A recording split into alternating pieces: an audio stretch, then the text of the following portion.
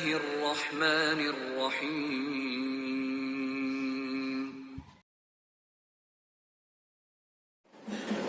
الحمد لله الذي وكفى والصلاة والسلام على سيد المصطفى وعلى آله وصحبه أهل الصدق والوفاء. أشهد أن لا إله إلا الله وحده لا شريك له وأشهد أن محمدا عبده ورسوله لا نبي بعده. اللهم صل وسلم على سيدنا محمد وعلى آل سيدنا محمد. أما بعد، فيا عباد الله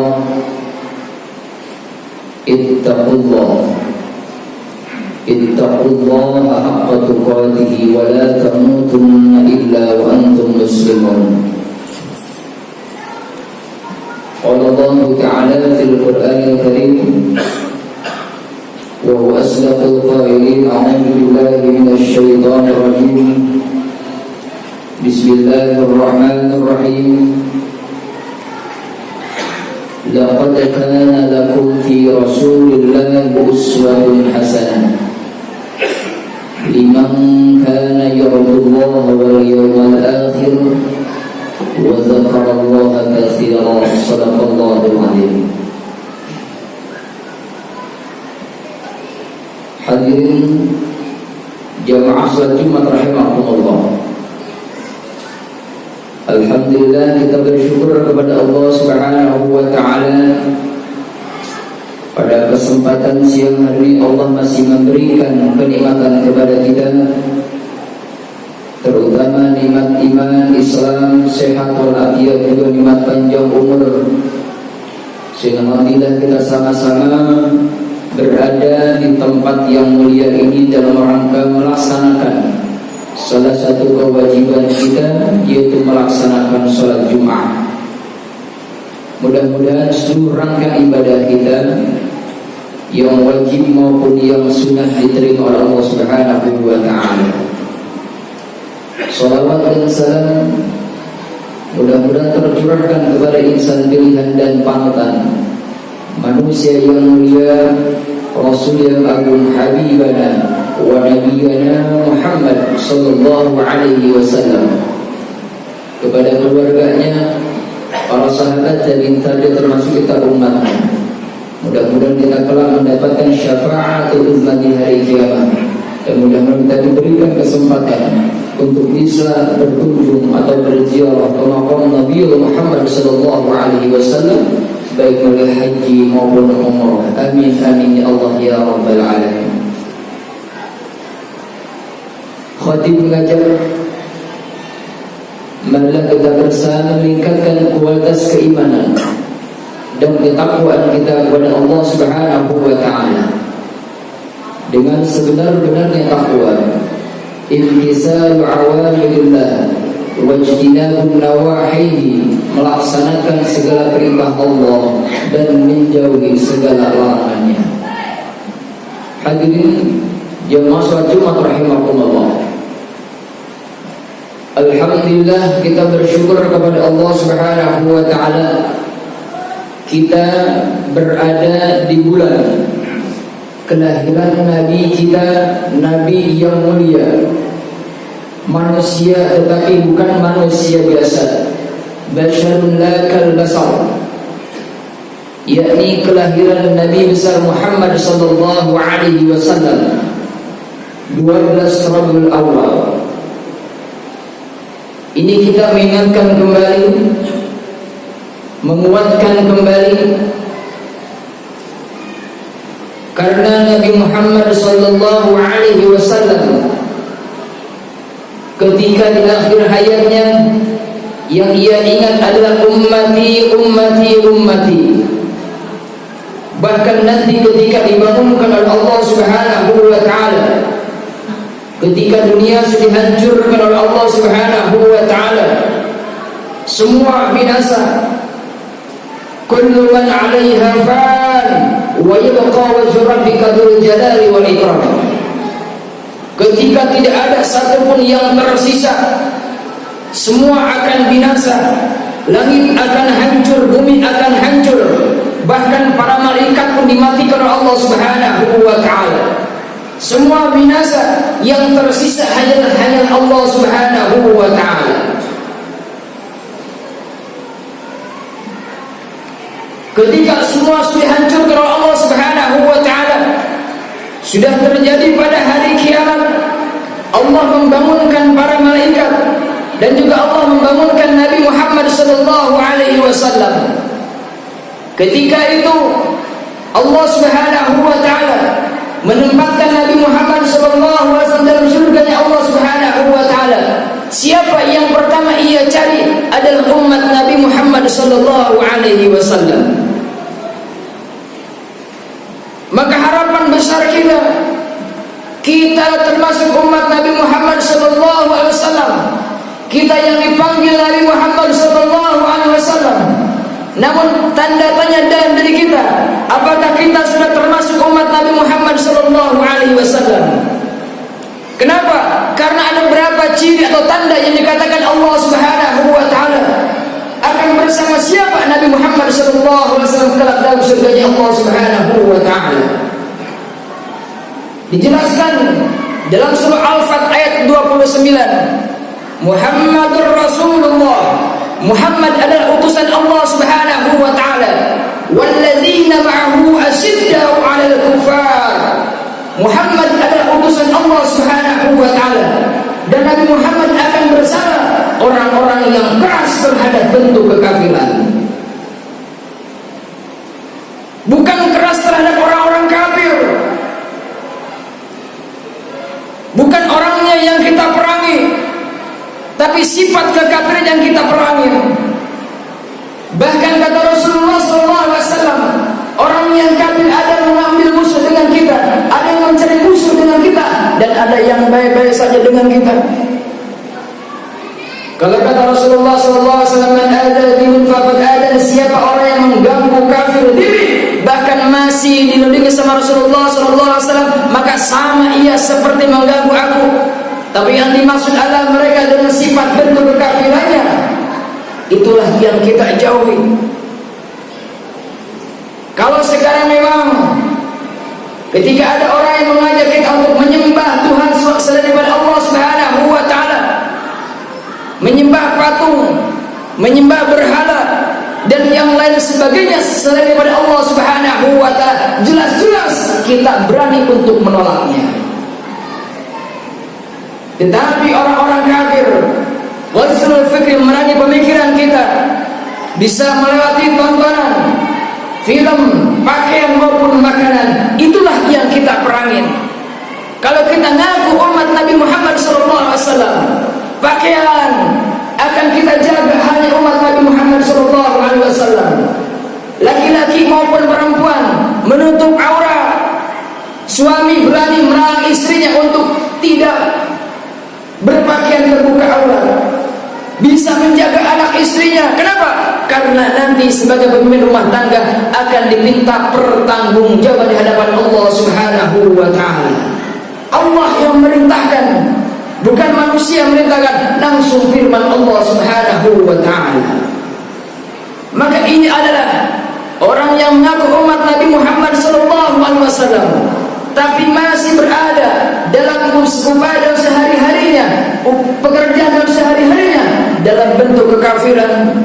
Aurat masih terbuka, ucapan belum dijaga, perilaku masih sama dengan orang-orang yang kafir, jauh dari keislaman, jauh dari Islami, maka tidak diakui sebagai umat Nabi Muhammad SAW. Kenapa? Karena ciri umat Nabi Muhammad SAW asyiddau 'alal kufar, mereka keras terhadap bentuk kekafiran. Lalu yang kedua, kata Allah Subhanahu wa ta'ala, ruhamau bainahum tarahum ruk'an sujada. Yang ruhamau bainahum, saling mengasihi, saling menyayangi. Bahkan dalam hadis Rasulullah SAW dikatakan, tidak dikatakan orang yang beriman sampai ia mencintai saudaranya sendiri sebagaimana ia mencintai dirinya sendiri. Kita dianjurkan Rasulullah SAW, kalau kita mengikuti Rasulullah SAW apa yang dikatakan beliau, dan bahkan langsung dari Allah Subhanahu wa taala, ruhama'u bainahum, kita saling mengasihi, kita saling menyayangi, tidak akan ada permusuhan, tidak akan ada saling gontok-gontokan, tidak akan ada saling ejek-ejekan, semua pasti akan saling mengasihi, saling menyayangi. Kenapa? Karena cinta terhadap Allah dan Rasulullah SAW. Karena ia mengaku umat Nabi Muhammad SAW. Wajar kalau Allah Subhanahu wa taala memberikan ganjaran yang begitu besar kepada orang yang berikan maaf terlebih dahulu sebelum dia minta maafnya. Kenapa? Karena dikatakan dalam hadis Rasulullah SAW, bahkan firman Allah Subhanahu wa taala, anjurannya harus saling mengasihi, saling menyayangi. Kenapa? Karena itu tanda umat Nabi Muhammad SAW. Kita sebentar lagi akan melakukan pelaksanaan pemilihan presiden tahun 2024. Sering terjadi gontok-gontok, sering terjadi permusuhan. Awas, umat Nabi Muhammad SAW harus saling mengasihi, harus saling menyayangi. Jangan sampai gara-gara beda kita saling bermusuh-musuhan. Bukan umat Nabi Muhammad SAW kalau saling menjelek-jelekan. Umat Nabi Muhammad SAW tidak ada yang menjelekkan, tapi saling menutupi aib-aib kesalahan saudaranya kita sendiri. Oleh karena itu, kalau kita umat Nabi Muhammad SAW dan ingin nanti bersama-sama Rasulullah SAW, maka perintah Allah Subhanahu wa taala, ruhama'u bainahum, saling mengasihi dan saling menyayangi. Lalu yang ketiga, kata Allah Subhanahu wa taala, tarahum ruk'an sujada. Umat Nabi Muhammad sallallahu alaihi wasallam terlihat suka ruku dan sujud, suka melaksanakan salat, suka melaksanakan ibadah. Bahkan dalam sejarah bagaimana Rasulullah sallallahu alaihi wasallam, meskipun Nabi Muhammad sallallahu alaihi wasallam sudah dijamin surga oleh Allah Subhanahu wa taala, tapi tetap Nabi Muhammad SAW istiqamah dalam melaksanakan ibadah kepada Allah Subhanahu wa taala. Bahkan ia yang lebih rajin salat daripada kita sebagai umatnya, meskipun sudah dijamin surga oleh Allah Subhanahu wa taala. Maka wajar kalau Allah Subhanahu wa taala mengutus Rasulullah SAW uswatun hasanah sebagai suri tauladan atau contoh yang baik bagi umat manusia. Sesuai dalam hadis Rasulullah SAW, innama bu'istu liutammima makarimal akhlaq, sesungguhnya aku diutus untuk menyempurnakan akhlak yang baik. Hadirin jemaah salat Jumat rahimakumullah. Maka umat Nabi Muhammad SAW yang ketiga terlihat suka ruku dan sujud, melaksanakan ibadah kepada Allah Subhanahu wa taala, terutama ibadah yang mahdhu atau ibadah yang wajib. Mohon maaf, tidak sedikit banyak orang tahu bahwa melaksanakan sholat yang 5 waktu hukumnya adalah wajib, tetapi banyak juga orang yang meninggalkan sholat 5 waktu. Terkadang kita menduakan perintah Allah Subhanahu wa taala. Kenapa? Karena belum ia cinta akan Allah Subhanahu wa taala, masih kurang cinta akan Rasulullah sallallahu alaihi wasallam. Kalau ia dalam hati terapkan imannya, cinta akan Allah dan Rasulullah, maka apapun akan terkalahkan dengan cintanya kepada Allah dan Rasulullah sallallahu alaihi wasallam. Ketika ia sedang bekerja di kantor maupun dimanapun, datang bagi Allah Subhanahu wa taala. Kalau ia ngaku cinta kepada Allah Subhanahu wa taala, ngaku cinta kepada Rasulullah sallallahu alaihi wasallam, maka tidak akan menduakan perintah Allah Subhanahu wa taala. Terkadang zuhur jam 12 tidak sedikit yang melaksanakan salatnya jam 2. Asar jam 3 tidak sedikit yang melaksanakan salat asar setengah 6. Kurang cintanya kepada Allah Subhanahu wa taala, kurang cinta kepada Rasulullah sallallahu alaihi wasallam. Kalau ia cinta kepada Allah Subhanahu wa taala, cinta kepada Rasulullah sallallahu alaihi wasallam, maka akan mengutamakan segala perintah-perintah Allah Subhanahu wa taala tepat pada waktunya. Lihat Nabi Allah Ibrahim alaihissalam. Kenapa beliau diangkat sebagai khalilur kekasih Allah Subhanahu wa taala? Karena salah satunya adalah ia lebih mementingkan perintah Allah Subhanahu wa taala di atas perintah yang lain selain daripada Allah Subhanahu wa taala. Hadirin jemaah salat Jumat rahimakumullah. Hadisnya Firman Allah Subhanahu wa taala juga sudah jelas, wa ma khalaqtul jinna wal insa illa liya'budun. Tidak semata-mata kami, kata Allah Subhanahu wa taala, menciptakan jin dan manusia kecuali untuk beribadah kepada Allah Subhanahu wa taala. Ibadah berarti tujuan kita, salat adalah tujuan kita, pekerjaan dan sebagainya itu adalah sebagai nomor 2. Ketika datang perintah Allah Subhanahu wa taala, dalam kondisi apapun, sibuk apapun, datang perintah Allah Subhanahu wa taala, panggilan Allah Subhanahu wa taala, ngaku cinta akan Allah, ngaku cinta akan Rasulullah SAW, maka ia akan mengutamakan perintah Allah dan Rasulullah SAW. Dan bukan hanya dilaksanakan saja perintah Allah Subhanahu wa taala. Kita cinta Rasulullah, ikuti sunnahnya, sholat dengan berjamaah, subuh berjamaah, isya berjamaah, maghrib berjamaah. Indah. Bahkan lihat kabar yang baik disampaikan Rasulullah SAW. Siapa yang mampu melaksanakan sholat subuh dengan berjamaah, maka pahalanya lebih baik daripada orang yang melaksanakan sholat sunnah semalam suntuk. Siapa orang yang mampu melaksanakan sholat sunnah, yang melaksanakan sholat isya dengan berjamaah, pahalanya sama seperti orang melaksanakan sholat sunnah separuh malam. Luar biasa. Ini hanya kabar gembira saja, tapi intinya kita sholat bukan karena pahala, tapi lillahi ta'ala, karena Allah Subhanahu wa ta'ala. Sering dalam dunia kita ucapkan lillahi ta'ala, sholat kita, ibadah kita hanya karena Allah Subhanahu wa ta'ala. Bahkan dalam kita mengucapkan lillahi rabbil alamin, semua karena Allah Subhanahu wa ta'ala. Maka kita kembali bahwa orang yang akan bersama-sama Nabi Muhammad SAW terlihat suka ruku dan sujud. Lalu yang keempat, kata Allah Subhanahu wa ta'ala, simahum fi wujuhihim min asari sujud, ada bekasnya. Apa maksudnya?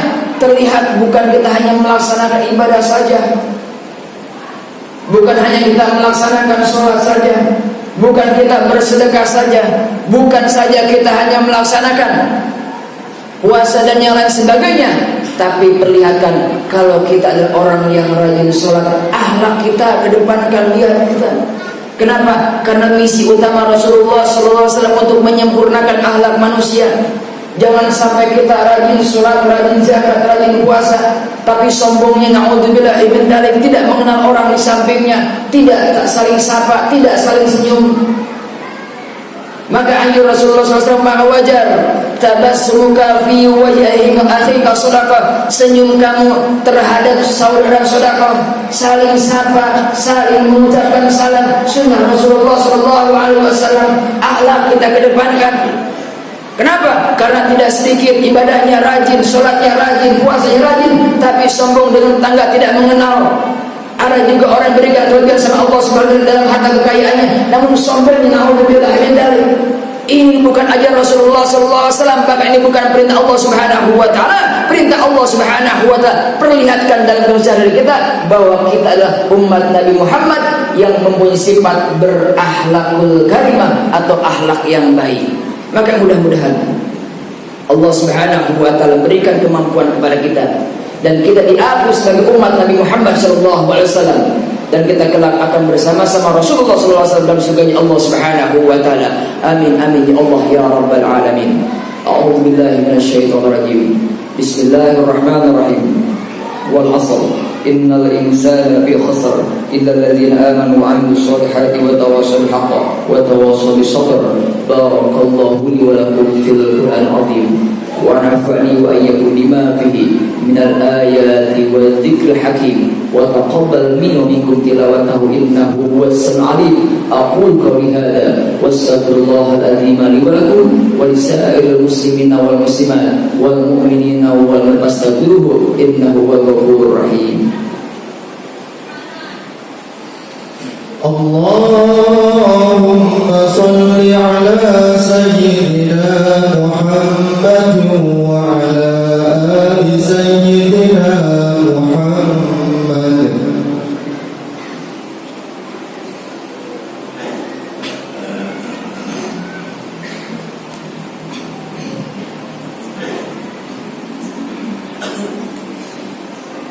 الحمد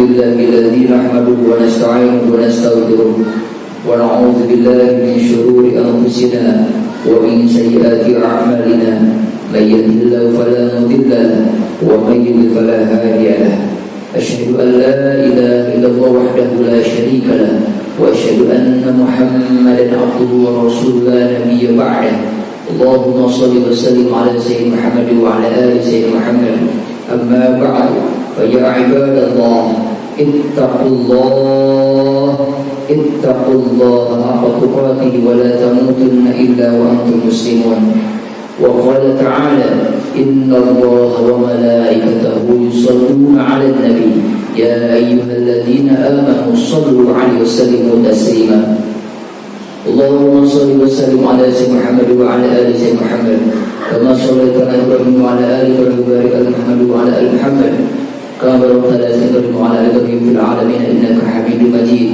وارض اللهم عن الخلفاء الراشدين أبي بكر وعمر وعثمان وعلي وعن بقية الصحابة والتابعين وتابع التابعين بإحسان يوم الدين وارض عنا معهم برحمتك يا أرحم الراحمين اللهم اغفر للمؤمنين والمؤمنات والمسلمين والمسلمات الأحياء منهم والأموات إنك سميع قريب مجيب الدعوات ويا قاضي الحاجات ويا كافي المهمات يا أرحم الراحمين ربنا آتنا في الدنيا حسنة وفي الآخرة حسنة وقنا عذاب النار والحمد لله رب العالمين عباد الله إن الله يأمر بالعدل والإحسان وإيتاء ذي القربى وينهى عن الفحشاء والمنكر والبغي يعظكم لعلكم تذكرون فاذكروا الله العظيم يذكركم